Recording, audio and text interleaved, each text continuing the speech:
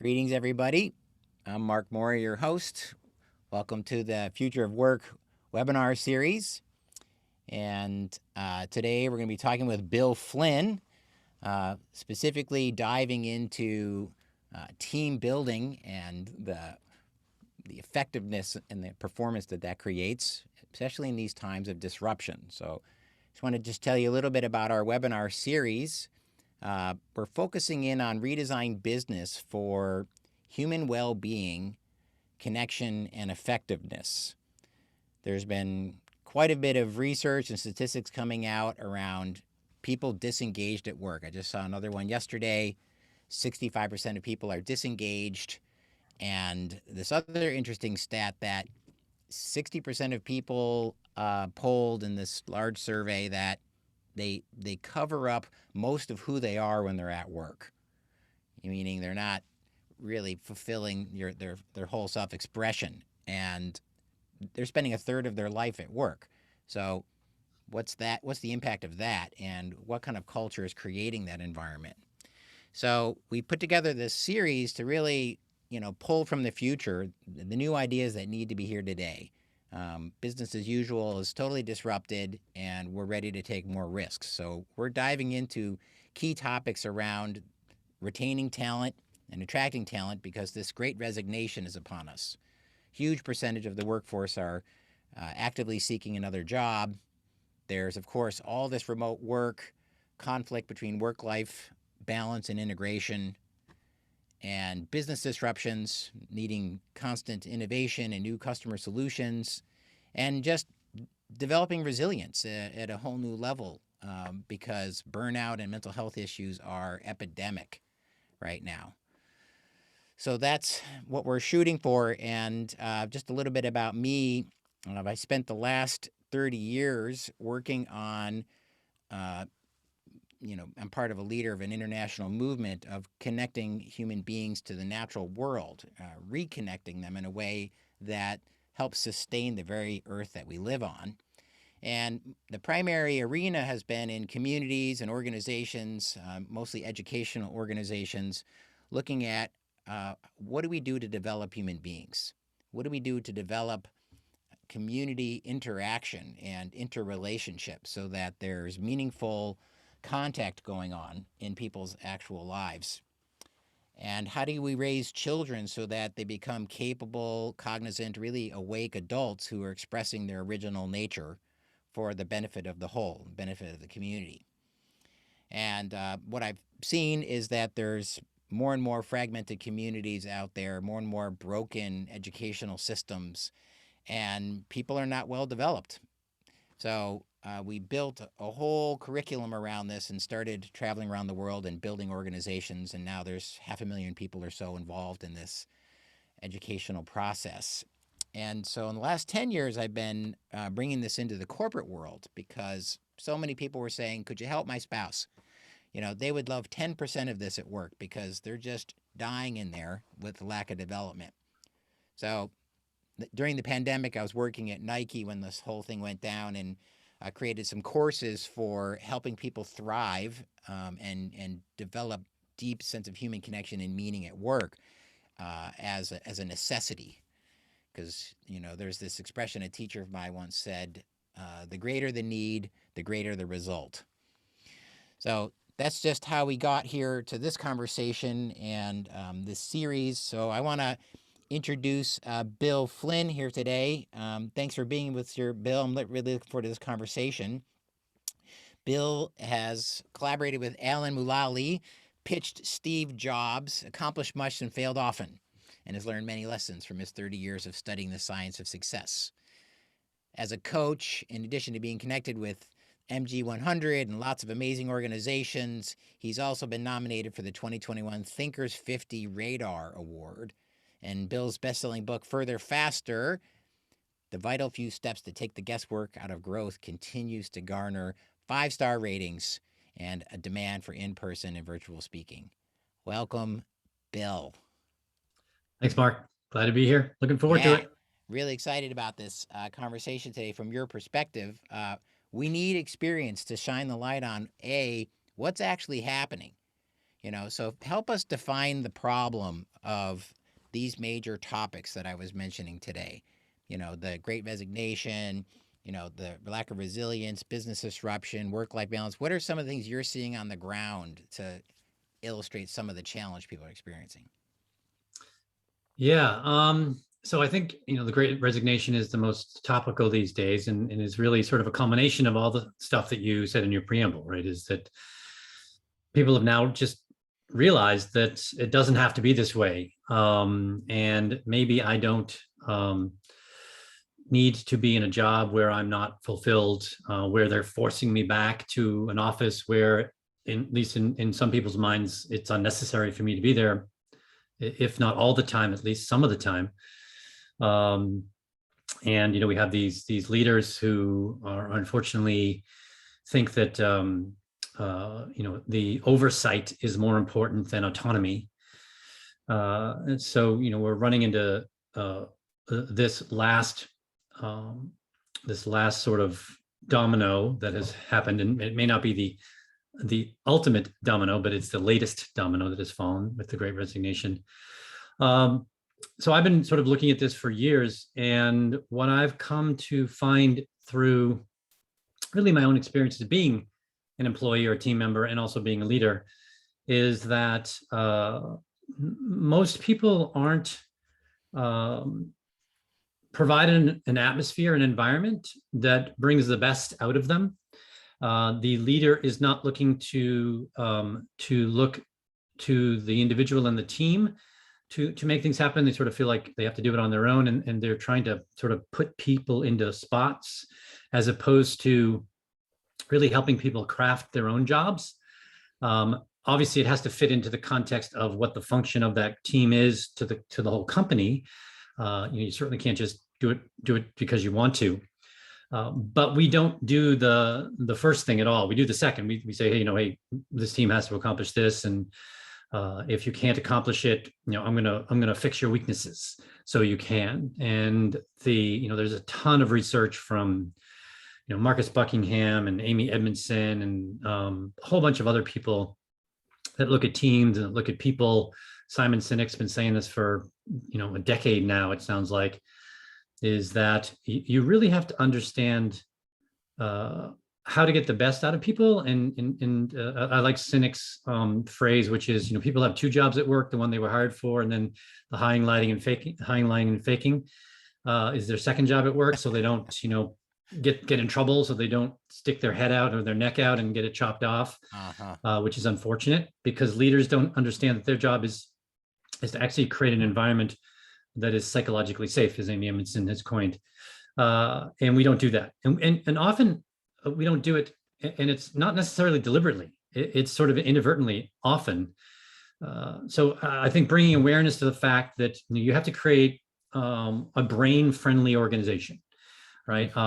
We need to understand, I say this to my leaders all the time, you have to at least have a basic understanding of how the brain works, because as I like to joke, is we're all crazy.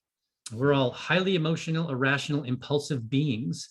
And you're trying to lead these set of beings, and you have to create an atmosphere that accounts for that. Dan Ariely does a lot of work, and humans are predictably irrational, but we are irrational.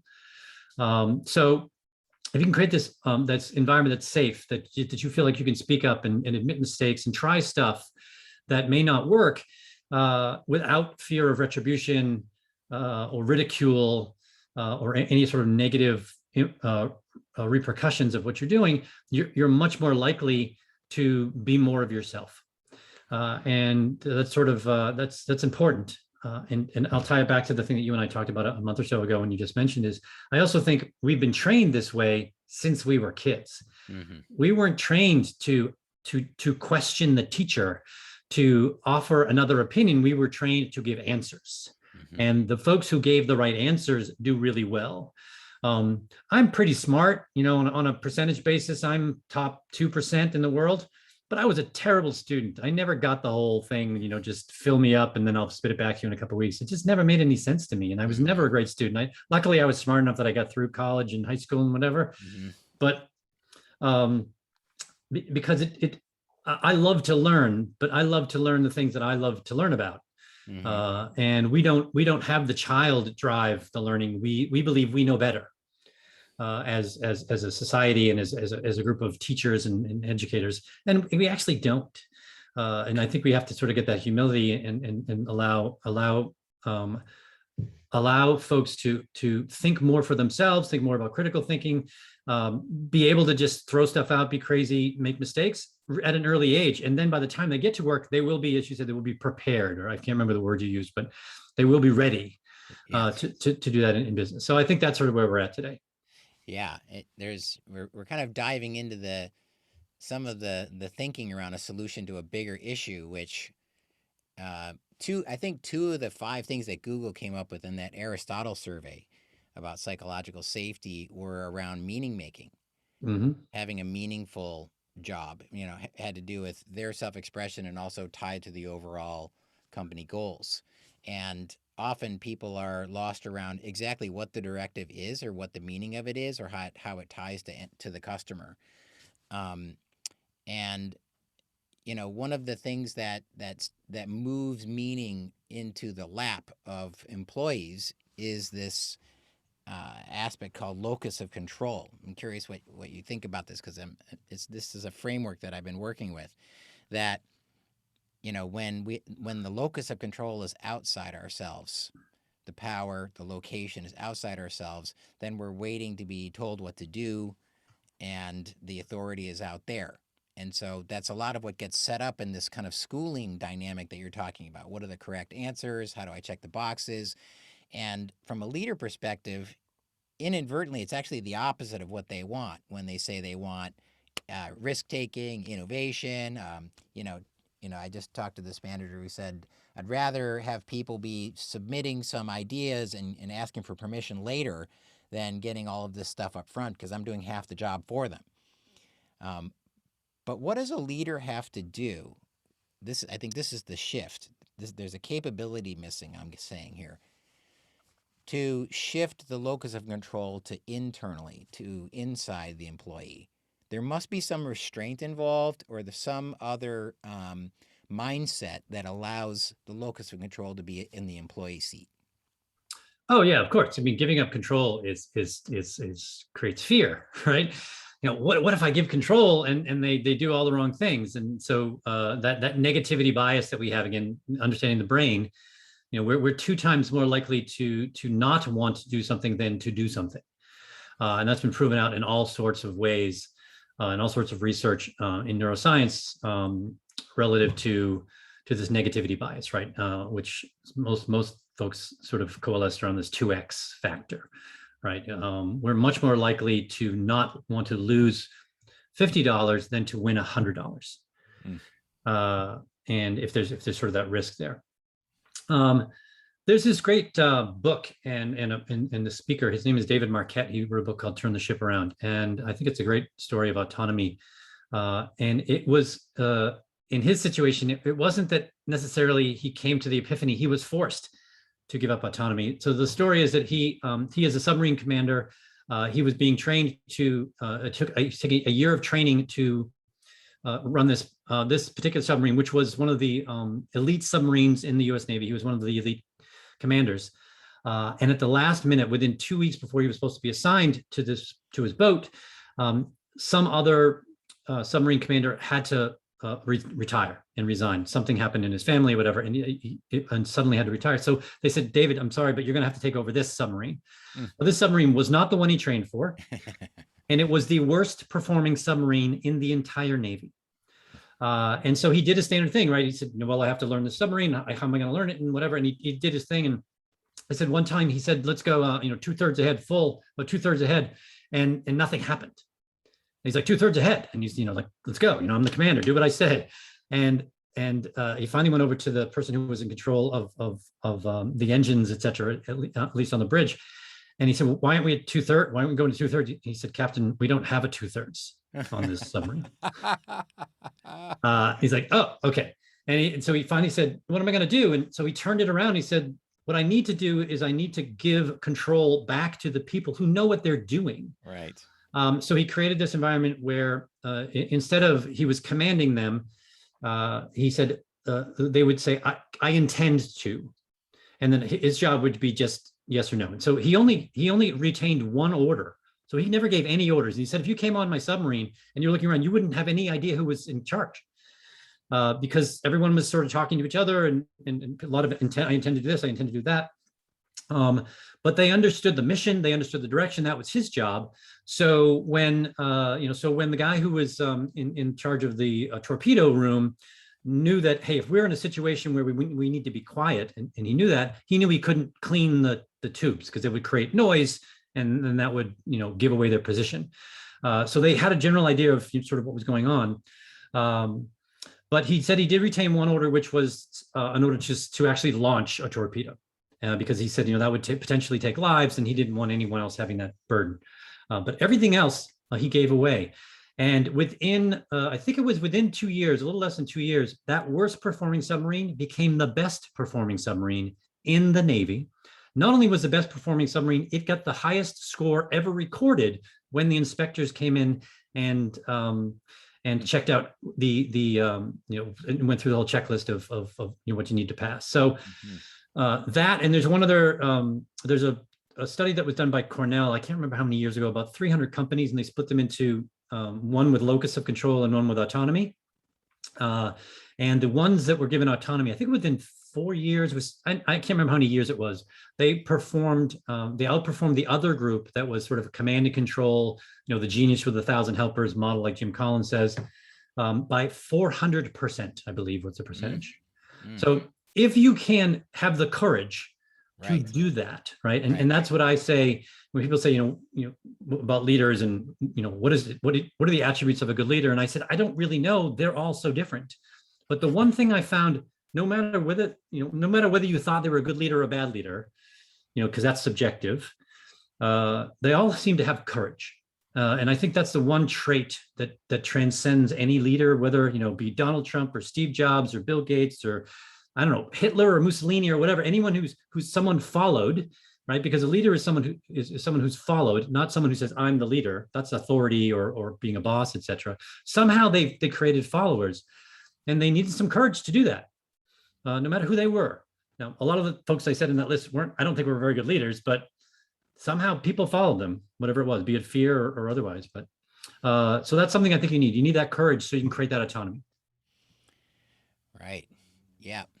Courage and trust. That's part of what their job's on the line if their employees aren't doing what they want them to do, or it's going a different direction than they thought. Right. So there's a testing for how is that working out for them, because it's not just magic. You don't just walk away and somehow your team is coalesced into this magic autonomous team. Well, there's a ton of work you have to do to make sure that you have that competency, et cetera. You have to have clarity so people really understand what contribution they're making, and then you give their brains back to them so they can then go from there. And I think there are two things that I always say when people ask me the question about leadership. And I say, look, Steve Jobs is very different than Alan Mulally, and Alan Mulally is very different than Warren Buffett, who's different than Bill Gates, and Sam Walton, and they're all very different leaders. They pulled on their strengths, and the people who followed them forgave them their faults, right? I hear a lot, you have to be humble, you have to have integrity, you have to have charisma, whatever. I mean, Steve Jobs didn't really have a ton of integrity. The man bought a car and sold it within every 6 months so he could keep the handicapped thing on his car so he could park in the handicapped spots. That's not a man with a ton of integrity, right? But people like, oh, that's just Steve being Steve, right? And they're willing to forgive him because the gravity of the other stuff that he was about was much more powerful than the things he wasn't so good at. Bill Gates really early on, and I think he's admitted this, wasn't a really nice guy. He was really hard to work for. And he was mean to the people who worked for him. But whatever it was about him, people followed him, right? And he was in charge for many, many years. So, but I think it's that gravity, right? And you can call the thing a vision or whatever that word is, that direction, that North Star, that gives people, back to your thing with meaning, that allows them to say, okay, am I on board with that? Does that mean something to me?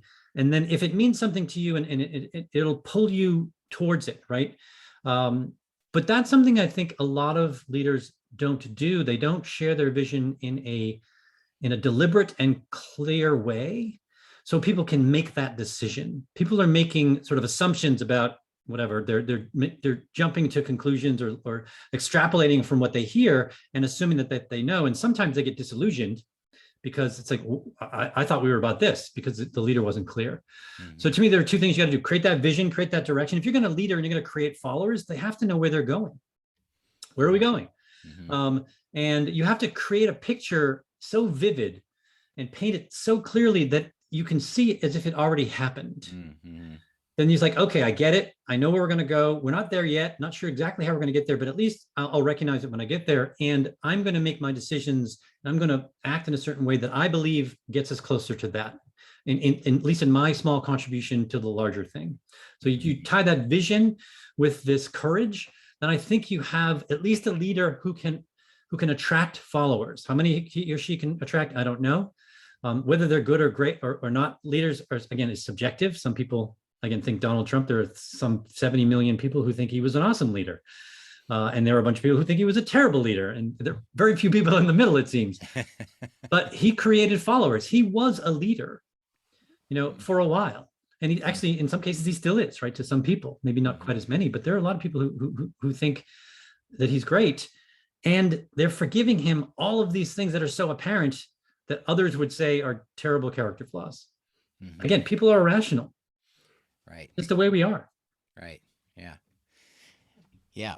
Well, let's see. I have something I want to dive into here for a second, which lays out some more of the current events that are going on. And then let's see what your responses might be. Sure. Here. Fire away. So this came out of Forbes magazine.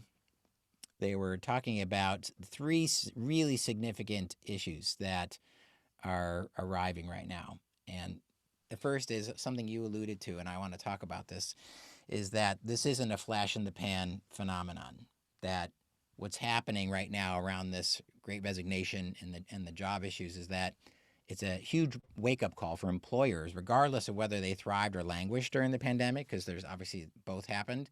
It's part of a larger trend that's taking shape in real time and speaks to the very heart of this employer-employee compact that's going on. So back in April, there were a record 9.2 million job openings that employers couldn't fill, and something like 4 million people quit their jobs in the month of April. And I just was reading this stat today that it's now 10.9 million positions open and something like 8 million people unemployed. So there's no shortage of job seekers, and there's some kind of willingness for people to quit their jobs. We're even post-government support, right, as of September. Is this some kind of informal unionizing going on? There's some kind of record scratch where, they say in AA, like, until you hit bottom, you're willing to continue that habit that doesn't quite work for you, but you can get a little more out of it. Yeah. Something's breaking, and, part of me is excited about it because there's been plenty of generic complaint that work has been unfulfilling. And the Gallup polls have supported that. And it's shocking that 70% of people are disengaged. But then again, you have the TV shows like The Office or cartoons like Dilbert basically just, culturally telling us, the office and work in general is unfulfilling. So let's talk about that. What's broken? Because these are alarming statistics. And what is emerging in this tension right now? What do you think is coming forward? What is possible that wasn't before? Well, as I think you've said, or at least alluded to, is that it's been broken or not. And Deb's, I think, now saying the same thing, right? People have been feeling this way for years. Gallup has been doing this survey once a year or twice a year for years. And the numbers move up and down a little bit, but not very much. They're generally in the 60, 70% sort of disengaged number, give or take, and have been for a really long time. So again, this back to brain friendly, right? So our brains are not designed to think about the future and the ramifications of the future. Our brains are designed to get food and survive right now. And so until something's right in front of us, we rarely act. And climate change is an excellent example. Or, Right. the thing that happened in 2008, it didn't all of a sudden happen in 2007, 2008. It was building up, right? And people looked the other way, and then all of a sudden it happens, like, oh my God, what a surprise. It shouldn't have been a surprise. There was certainly a lot of evidence already building to say that we were in a bubble. Same thing happened in 2000, with the .com bust, right? And I personally experienced that from a stock perspective. The stock, the company I was at was 124, way overpriced, and then that was in March, and I think by May it was $2. Oh. So luckily I didn't get hit too hard in terms of taxes and such, but it was certainly interesting. So I think that's also part of it, is we as human beings just don't really, our brain doesn't cause us to act until we have to see it, right? I think, climate change, we're gonna have to see an island sink or something really, really terrible happen. Half of Miami or half of Florida will be underwater. And it's like, oh my God, we better do something about this climate change thing that we've been talking about since 1980 something. Yeah, what is that going to take? I mean, we are seeing it in certain places. Like, people who live in Northern California are now moving, right? They're like, we can't do another one of these fire seasons. We can't live in San Francisco with 4 days of stay indoors. Armageddon is outside. Yep. I see people moving to Vermont, where I live, from California, or they go to North Carolina is a popular destination. Sight unseen, buying houses, right? Austin is an extremely popular place these days. Exactly. Yeah, actually, I had friends who lived in Sacramento for many, many years, and they complained about it all the time, and they finally moved back, and they say, oh, for all the issues here, Massachusetts, whatever, it's still, at least we're not having to deal with, not being able to breathe. That's certainly an issue. Yes. So I think that's part of it. Mm-hmm. Yeah, keep going. Yeah. So now we're acting, right? Now these people are acting. And by the way, there are two things that I think that are at play, maybe more, but at least two things that I've noticed are at play. One is this, that it's now in front of us. So we're seeing it, and we've lived this for 18 months, and we realize, you know what? The company didn't go under. The team didn't falter. We were still able to do what we needed to do, even though we weren't in the same place, physically in the same place. Why are you making me come back? Right. And so now it's right in front of us. And now we have the decision, like, oh, I don't want to go back. I liked being able to go to my kid's soccer game, or I liked being able to go for a run when I wanted to go for a run, at 10 o'clock instead of wait till lunchtime, or whatever, because that was appropriate or whatever. So we're seeing that. And we're also seeing when I'm seeing a lot of the resignation is not, it's a lot of service workers as well. I can't tell you how many restaurants I've gone to where there are, I don't know, 30, 40% of the tables are open, and they say it's going to be like 20, 25 minutes. And they said, I'm sorry, we just don't have enough people to serve you. The restaurant business. Oh my God. So people are seeing, I don't need to make minimum wage or below minimum wage and hope and wait for tips and have a really physically difficult job. So it's in front of us. And unfortunately, we as consumers are going to get impacted by that. But I think I'm the same as you, is this might be a great wake-up call for something that I've been talking about and living for years, if not decades. Is you need to treat people like human beings. You need to understand, there's this wonderful word called sonder, which is a portmanteau, as they call it. It's a German and a French word stuck together. And it means you have this realization that the person walking across, seeing you in the street, has a full life, just like you do. And as a leader, you have to understand that all these people that work, you have full lives out of work. And we're now starting to see that, right? Because they're realizing, hey, I have a full life out of work, and I was completely ignoring it before. There was a saying, is we used to try to fit life into the cracks of work. Now we're fitting work into the cracks of life. And I think that's what people are saying, is I don't have to do that anymore. And I've heard numbers up to 40% of all US employees are at least considering leaving their current employer. Right. So we're going to suffer for a while. But hopefully we'll come out of it and we'll be better. And people like you and me, who have been sort of espousing this for years, and the people you have on your show, we'll start to being heard, right? We have I some work always to do say, now, where we're like, yeah, okay, the greater the need, the greater the result, exactly. So right? hopefully it'll help us, but in a good way, right? I mean, we'll certainly I benefit from think it. so. Being ahead. I mean, this is called the future of work, but it's kind of the now of work. I mean, if the urgency isn't now, I don't know when it is. But I relate to what you're saying, that being out ahead, looking at alternative forms of learning and education, which is really centering on the individual's uniqueness, as opposed to industrial education, which is 30 kids in rows and like there's a prescribed Yeah, outcome. And then if you're not on that bell curve, we have special needs offers for you and this kind of thing. But we go further back than that, and we know societies and never operated that way. For most of humanity and all sorts of current places around the world, education is school as we know it isn't really designed for the creative human that you're talking about. So maybe that's an era, and I think work could also be kind of classified as industrial at times. Like workers are replaceable; they're just head count, more of a machine metaphor, um, and maybe what's breaking open is this realization of what's important for my humanity. If it comes right down to it, if we're at this level of loss and challenge, then what do I choose?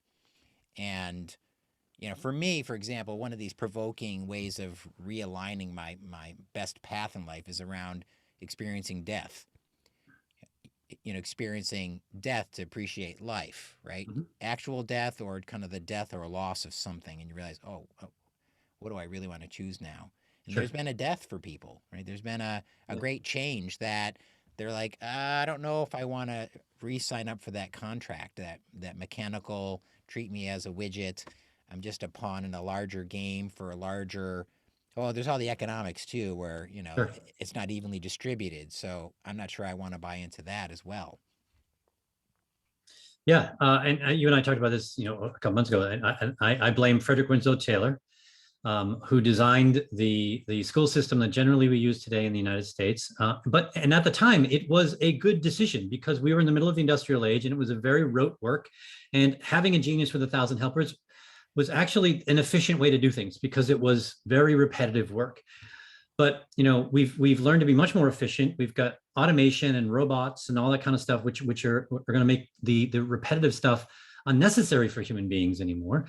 So the creative, the innovation, the insight is what we need to foster. And again, until I don't know how far down the education list we need to go in the United States to finally say, we used to be in the top whatever 5, maybe number 1. I don't remember when. Yeah, Now I think we're in the 20s or 30s or 40s. There yeah, are lots of other countries that are creating educated folks in a much better way than we are, and we're continuing to go down. I don't know when we're going to stop. I have a lot of educators in my family. My mother was a teacher. She ran okay, the Title I, which is reading. My sister was a teacher. So there are lots of people in my family, aunts, and I've looked at education a little bit, and we have to do it differently. But unfortunately, I mean, education in the United States is a big thing, and big things don't change easily. They say, it takes a long time for a big oil tanker to shift, right? And make, it takes 6 miles for them to actually, make a turn or stop or whatever it was, right? That's the same thing we're doing here. And again, back to brain friendly, our brain doesn't like change. It likes the status quo because breaking the status quo is hard. It takes energy. And it creates dissonance, and our brain hates that stuff. So we don't realize that our brain is actually working against us in the situation. And that's the thing, with leaders. I say, change. They say all the time, well, people hate change. No, we don't. Change happens all the time. We hate change foisted upon us, hmm. but we don't necessarily hate change. Anyone who has a child understands change, right? And as soon as you sort of feel like you got your kid figured out, then something happens, right? That's And, right. and now they're doing something completely different, right? And so you're constantly sort of living with the change. So if we have the motivation and the understanding, we will be okay with change. But Right, we don't. And again, we're not right. rational. So creating rational arguments isn't necessarily the best way to create change. there's a couple of really great books. There's one by Dan and Chip Heath who take this concept that Jonathan Haidt has done about the brain and how it works, is the elephant and the rider. Our brain is an elephant and a rider. The elephant is the old brain, the automatic thing that Daniel Kahneman talks about. That's system 1 versus system 2. It's kind of the same thing. I like the elephant rider a little better. Mm-hmm. And the rider is just trying to control the elephant. And by the way, if an elephant wants to go somewhere, I don't care who you are, it's going to go. I can picture the rider going, whoa, hey, hang on.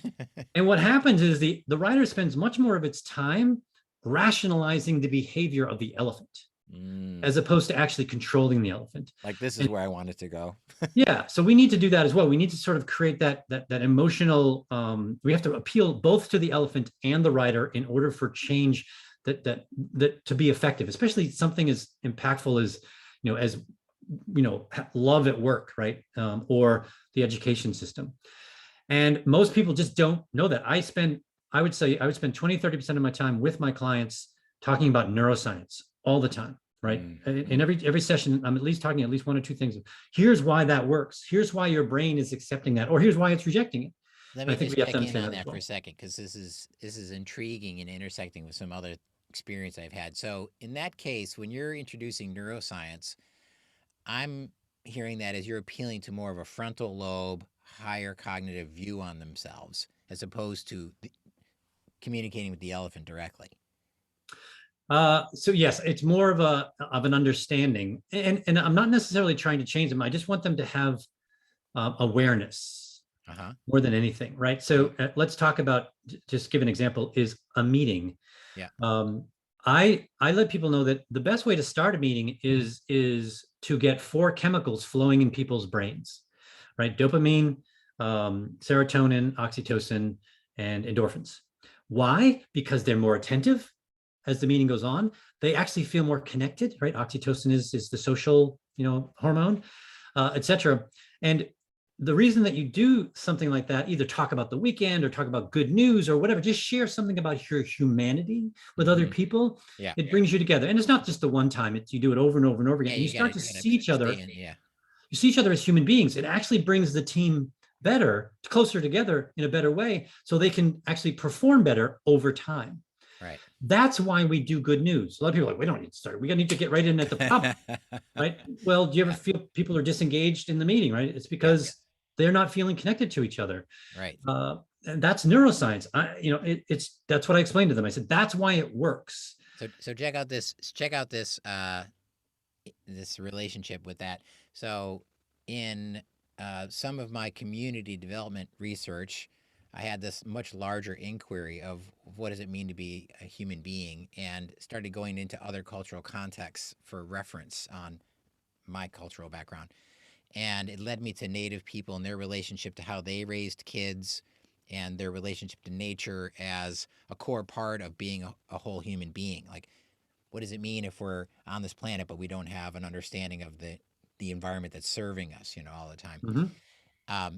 So one particular group, the Mohawks, which are part of the Haudenosaunee, Confederation that are in the New York State area, they have an address that they do prior to political decisions. So they have a political council, and actually the founding of the government is based on the Mohawk house, right? Yep. And they begin their political debates with gratitude, called the Thanksgiving Address. And they go through all the dimensions of life that we are dependent on and interdependent with as kind of a framework for remembering who we're making decisions on behalf of and interrelated with. So, this at the science level, it's like it creates a oxytocin hit or something. But on the cultural level, there's this pre-evidence that it's a technology for waking up, in a sense, and being more of ourself versus maybe more of a what is it like when we're more down in our automatic thinking, down in our elephant mind, worrying about something. The gratitude elevates us out of that, and there's it's kind of like a leadership instrument. I think of it because you have to make a conscious choice. Like, I'm not feeling grateful right now, but I bring it into the workplace and I have instituted it like good news. And we Sure. get over that little hump of like, this is awkward. And what unfolds is a cultural acceptance that this is the way we begin meetings. And you learn so much about people besides just the mindfulness of choosing that path. Yeah, back to Jonathan Haidt. He says we're 90% chimp and 10% bee. Yet, because our brain, you go back to the elephant in the rider, we're mostly old brain, right? Most of our brain is hundreds of thousands, if not millions of years old. Parts of our brains are well over 1 million years old. And the reason that we are all here is because our ancestors survived. And our ancestors survived because they had this negativity bias. They were much more fearful. And they didn't get eaten, or they didn't fall off a ridge or whatever. They didn't do something stupid. If they saw the leaves rustling, they didn't go over and say, "Oh, I wonder what's happening over there." And they sort of wandered nearby. They're like, "Oh my God, the leaves are rustling," and they ran the other way or went up a tree or whatever. So that's sort of what we're dealing with. And so that's mostly our brain, which is selfish, right? It's about preservation, and either myself or my clan, right? My Tribe, yeah. and tribe. I didn't want to use the word tribe because tribe generally means 100 to 150 people, but Uh-huh. this is very nuclear thing, right? Okay. You're much more likely to protect your genes to be moved forward Uh-huh. a few generations or so. And I think what you said reminds us that we're not just that. We're also part of this collective where we are interdependent. And if you think, I love this. There's a book by General Stanley McChrystal, Team of Teams. We are a team of teams, right? We're not just our team. Our team fits into the sort of the collective of all the other teams, and us working together, either directly or indirectly, helps the larger collective to succeed. And when you do that really well, when you as a leader create this sort of team environment, this team understanding, you're doing what you just said, which is reminding ourselves that we're part of something larger than ourselves. And by the way, we love that.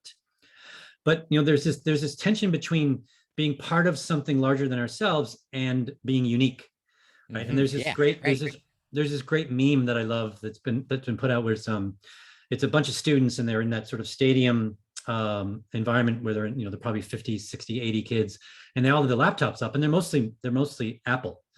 And then you see the silver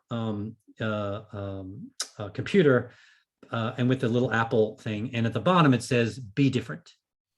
So everyone has the same computer, but it says "Be different," right? But they feel different because they feel like they're part of this group, but this group that I'm part of is different. So that satisfies that belonging that we want, but also the uniqueness that we strive for and crave.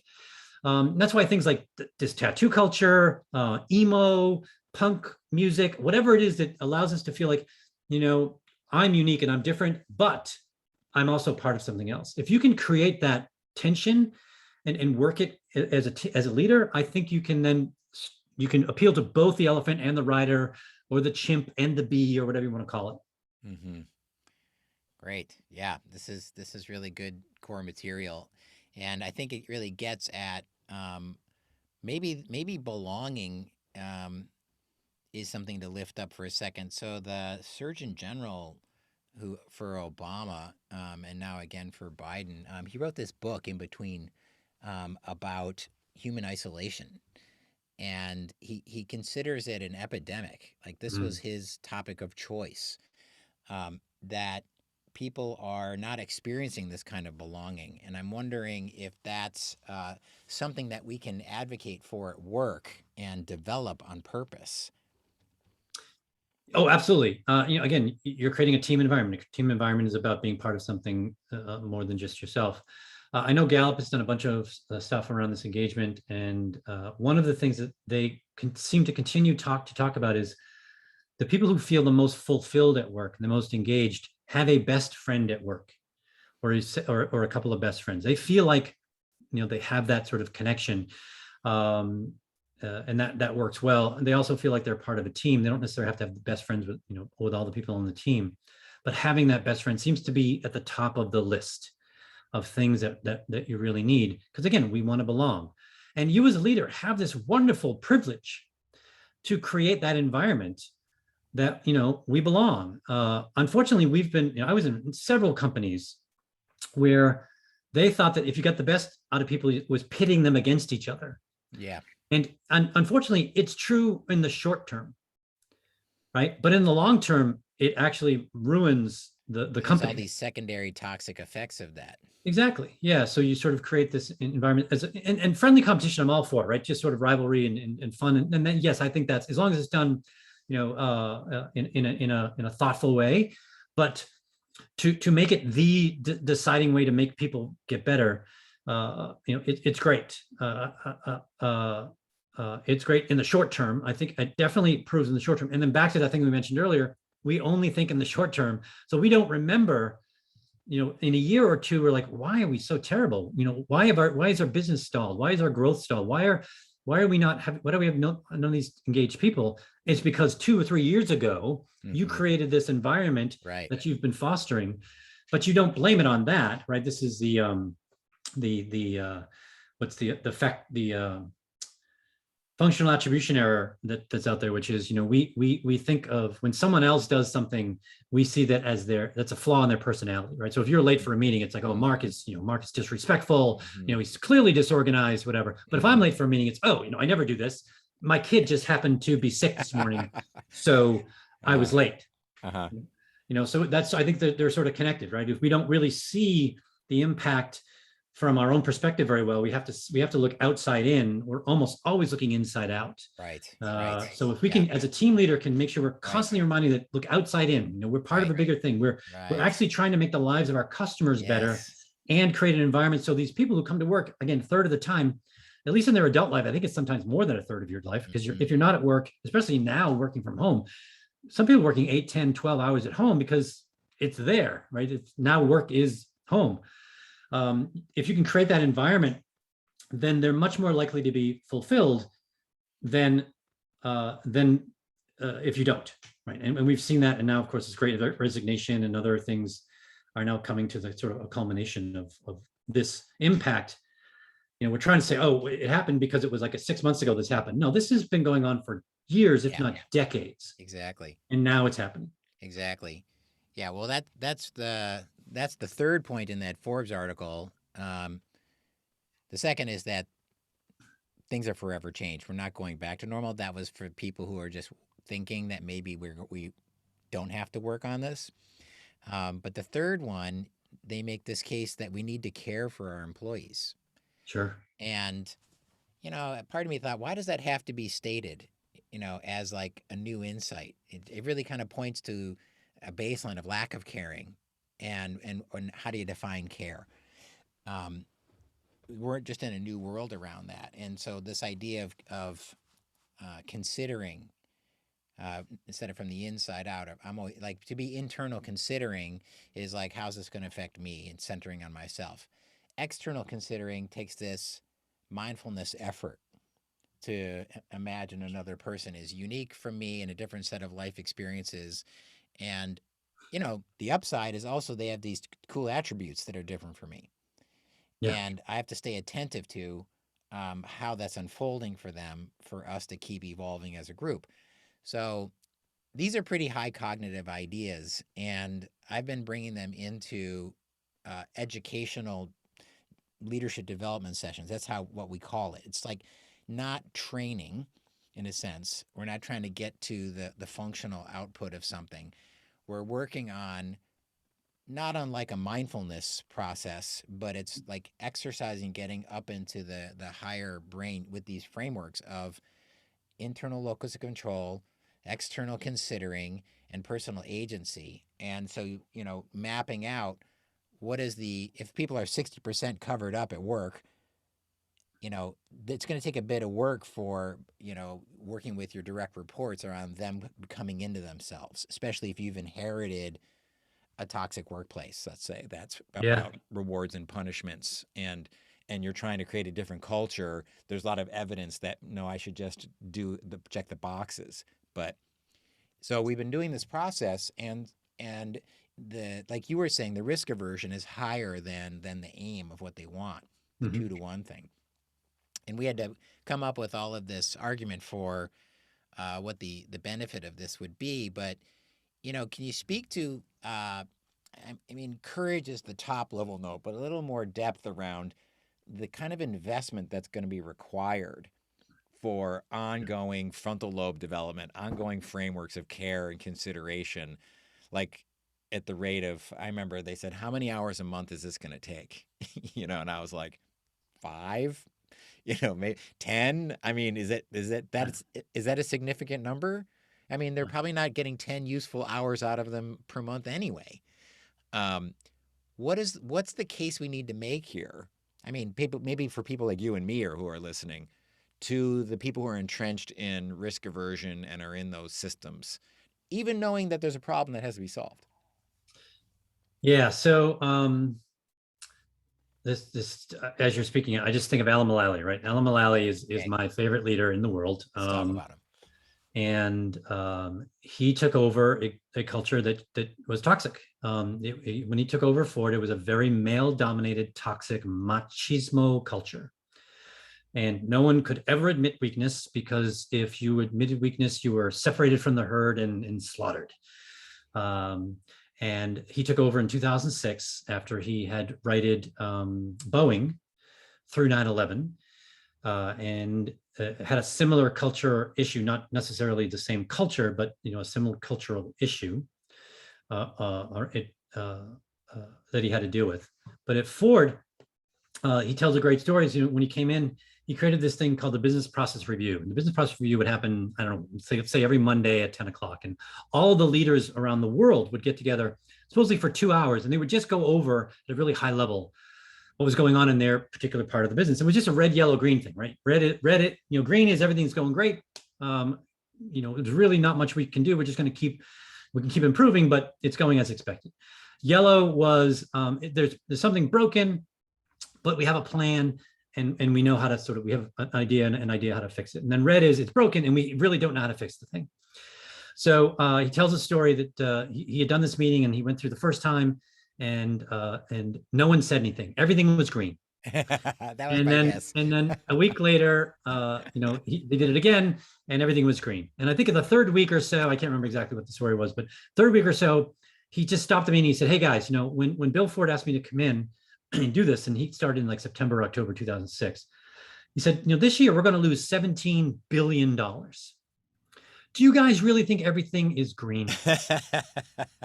Right. And he just left it out there. Right. And he didn't tell them what to do. He didn't go in and direct and say, "You must tell me." He wanted them to come to it on their own. And then the next week, Mark Fields, who actually took over for Alan when he left in 2014, was running one of the divisions. I can't remember which one. And he said, "Hey, we aren't actually making any vehicles. We're not producing. We're a manufacturer of cars, and we're not manufacturing any cars. Do you think this is what Alan means by red?" Right? Because they couldn't figure out how to solve it. And so he went into the meeting, and he was the only guy who had a red. That's what I mean. Like, the one hand goes up.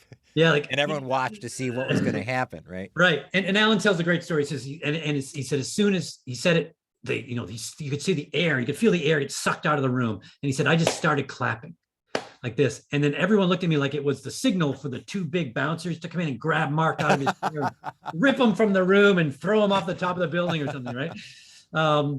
And he said, and so the next week, not much happened. And he sat Mark next to him. And he said, and then people started to come in with reds and yellows. And he said, "I started to see a rainbow." And he said, "So once I started to see the rainbow, I knew that we were going to get there. And I had faith in it." But he told one story. He said there was one guy who has been there a long time, and he just wasn't buying in to the whole thing. And he said, I sort of grabbed him around the shoulder and I said, "Let's assume it's you." He said, "Mark, that's okay." He said, "We're going to do this. And it's okay if you don't want to do this. I'm sure there's a company out there that would love to use your services. But if you're not doing it here, you're not part of the team." And so what he says, you got to love them up. You love up your people, but you must hold them to the standard. And that's that courage, right? Mm-hmm. Because, the board was skeptical, and the world was skeptical that Alan was going to be able to do anything.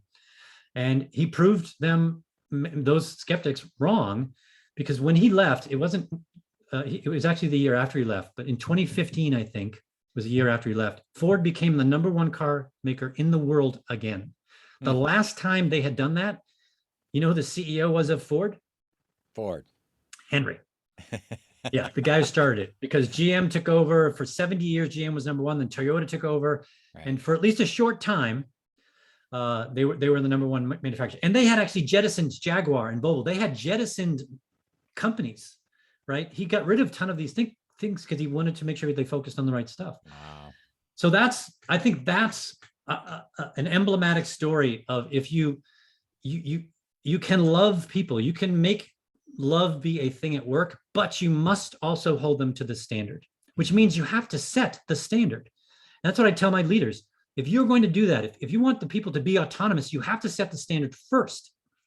Then they know what to do. Like, okay, I know the standard. And when they miss the standard, you can ask them, why do you think that failed? And do you remember the standard? Right. Yeah, right. Yeah. You know, and what would you do, as opposed to telling them next time you need to do this and this. Right.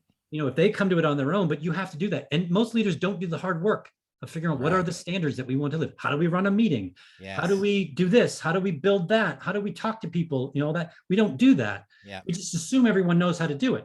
Yeah.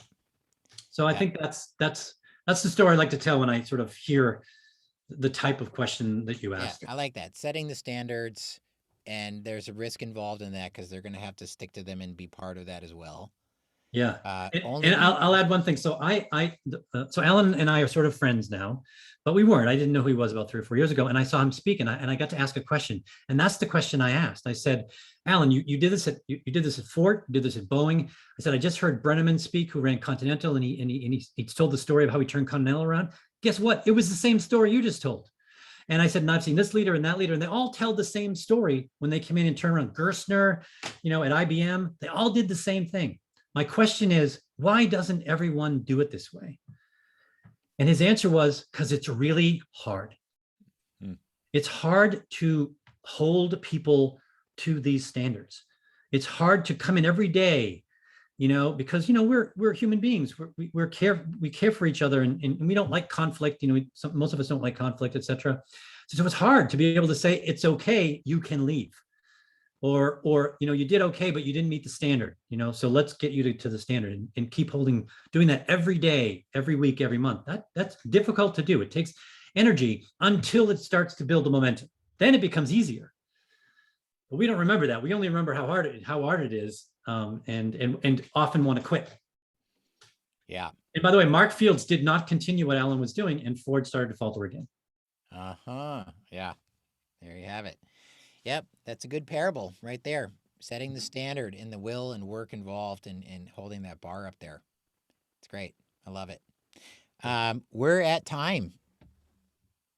It was a great conversation, and people who are watching here on the replay, I'm sure, are getting a lot out of this. Where can they find out more about you, Bill? Sure. So I've written a book on this, and you can see behind me, there's a little thing on the wall there of my book.